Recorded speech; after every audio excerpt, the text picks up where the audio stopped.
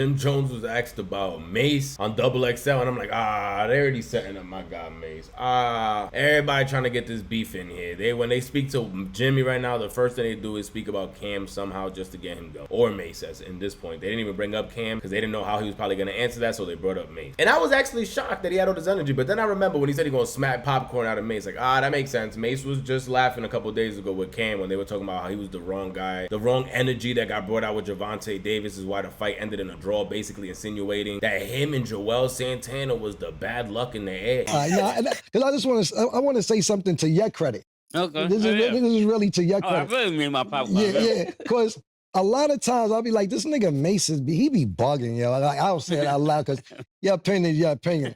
Mase always says, yo, don't bring this nigga out with you because they're not going to win if you bring this nigga out with you. Talking about, then I got it when the fight went on.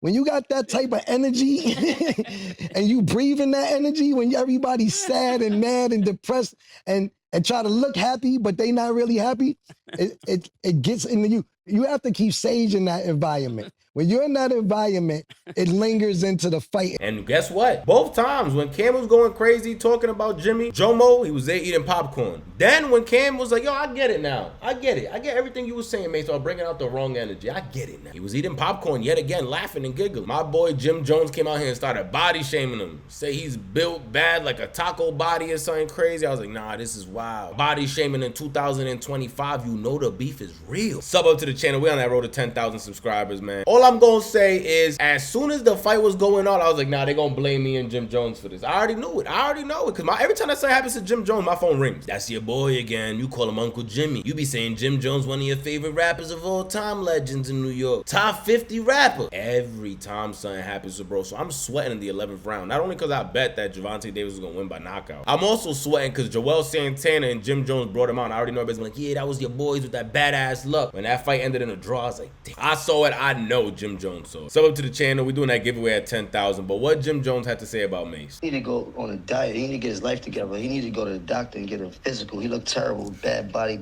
back ass nigga. Nigga look big around the neck. Waist look crazy. I'm body shaming this nigga. You heard? He need to go get his shit together. Get on the treadmill. Do some push-ups. Do something. You heard? Especially for playing with me. He gonna need it. You dig? Bad body. He look like when they be like big back, bad body, taco eating, stew. That's what he remind me of. Slap the popcorn out of Mase. Let me stop. I'm just. All right. I got an album out. You heard? We gonna do whatever. Of course. Algorithm. Of course.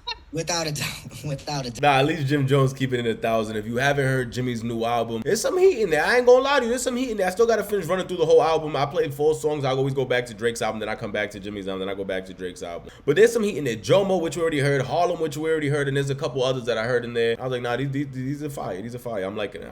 I told you guys, out of Dipset, 2015 up, Jim Jones is by far, to me, I think by far the best rapper in Dipset. By far, my favorite music out of all of them. 2015 up, by far. Not even close. So do you guys think he's really tight about the Mase? Or, like he said, he just said that right now, knowing that people are going to talk about it and it's going to get his album and his name pushed out throughout the algorithm? I think a little bit of both. Can both be an option? A little bit of both. Because he was just on Breakfast Club last week when he was talking about, you know, they got to do the press conference and all that going around because they got a new album releasing. And he was talking about boxing Cam for 10 mil. Boxing Cam for 10 mil. I almost dropped a tear down my face like, damn, I don't want to see it, bro. These are 2 OGs that I really, really respect. Diplomats will be forever my favorite crew. I love Bone Thugs and Harmony. I love the Migos. I like all that. You get me? They all lit. But I ain't never nothing's ever gonna speak to me like the way the Diplomats back in the day when I was a kid watching to come up and watch them in their heyday and I was super, super young. It was like watching superheroes, bro. They were the flyest dudes, everything. To now seeing them in their 50s beefing, it breaks my heart. I ain't gonna lie to you. See, Mase, they always been dissing Mase. Is why these videos kind of have me dying, bro. One of my favorite diss tracks ever, which people don't ever bring up, is Take Him to Church. Take him to church. Father, forgive us, cause the truth it hurts. No way. Oh wait. Hey, that was awesome. When